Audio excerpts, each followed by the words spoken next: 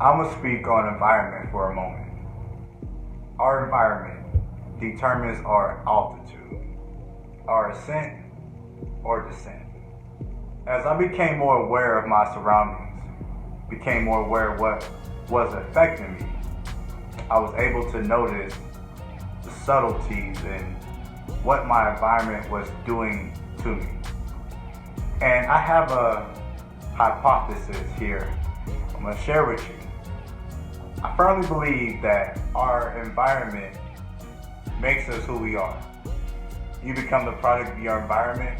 Well, my hypothesis is that once we discover our potential inside of our minds and we become the gatekeepers of information that determines what information allows to influence us, I firmly believe that we no longer have to become the product of our environment, but instead that the environment become the product of us. Yes, we can become the influencers to the environment in which that influence us on a daily, hourly basis. But how is this though? How is it possible that we become the influencers to our environment? Well, I've been discovering this question for a couple of years now. And I'm starting to figure out that it is due to our association, our optional groups of people or individuals that we come across every single day that influence our frequency, our vibes. This is really important here because our vibes and our frequency is our brain is an intergalactic broadcasting station picking up energies from everywhere, from the sun itself to the dark matter to the planets to people's frequency energies, the vibes that they giving off. And it's not just here in real life reality, but in virtual reality too. Just seeing videos, posts that can offer triggers in good or in bad situations. Mind you, this is happening every moment and every day. We have the ability to become the gatekeepers of what we allow to influence us or not. To allow or don't allow, in essence. And when we become more self-aware of that, we have a much better chance of being able to create the environment that we see fit. Create the environment that allows and fosters growth and that drive. In fact, with people with accounts that have Facebook, Twitter, IG, I can speak for myself and I will speak for myself. There's limited people that I come across on a daily basis, whether it's through just out and about meeting people or delivering mail or virtually through IG. There are a couple of accounts that I follow on a daily basis because of the material that they're putting out there that suits best to the growth of which I want and determined to get to.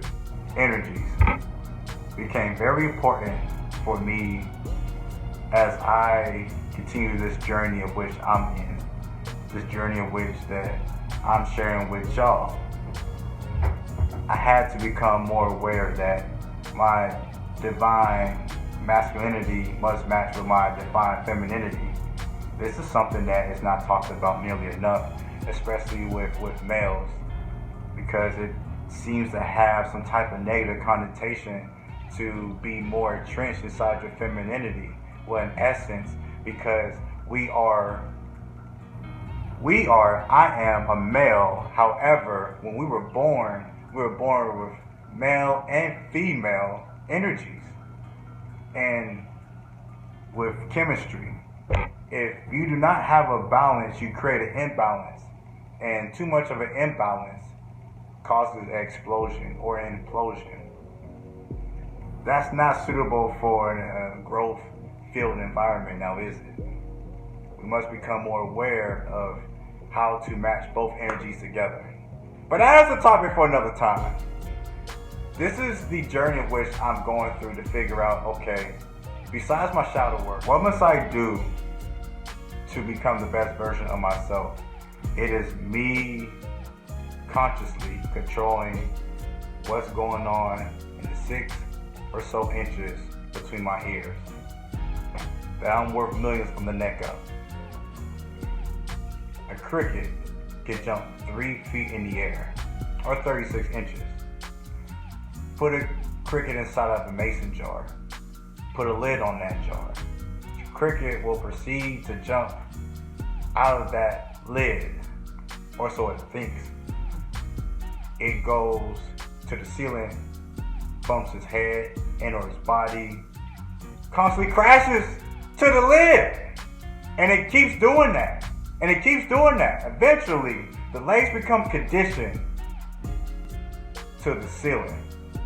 And as it becomes conditioned, the cricket no longer jumps as its potential 36 inches, but down to the level which the ceiling is at. And my friends, I've come to understand this myself, that I, as a cricket, if I don't place myself in an environment where my legs can spring freely, 3 feet plus, in essence, if I come across people with frequencies and vibes that are not to the standard of my frequency and vibes, if we don't have the same goals, if they don't support me in what I'm doing, then I'm not realizing this initially, but they're putting a lid on the potential which I can do. And not in my nature to blame somebody else for something that I have control over. So if something negative happens to me, if a challenge happens to me, and I can control it, which in this case I can, then that's why they should be removed. Removed effectively, unapologetically. Because if they don't, then it ruins me. And if it ruins me, it ruins other people that can be influenced by me. And that is a gamble that must not happen. Because no time is guaranteed to none of us. Our association determines our altitude, where it can take us to heights as the Olympus Mons, the tallest mountain in the solar system, or drag us into the depths of the Mariana Trench in the Pacific Ocean. The thing is, we have a choice in the matter. We have an ability to become solid gatekeepers and determine of which where we land. So wrapping up, our environment is influential to our growth. And it's not just to what we hear, but also what we see and what we internalize. And as we do a better job of being gatekeepers to that, we are able to advance in how we see fit towards the goals and our destination. So thank you again. Like and subscribe and share this. Until next time, let's create history out here. Peace. Much love to you.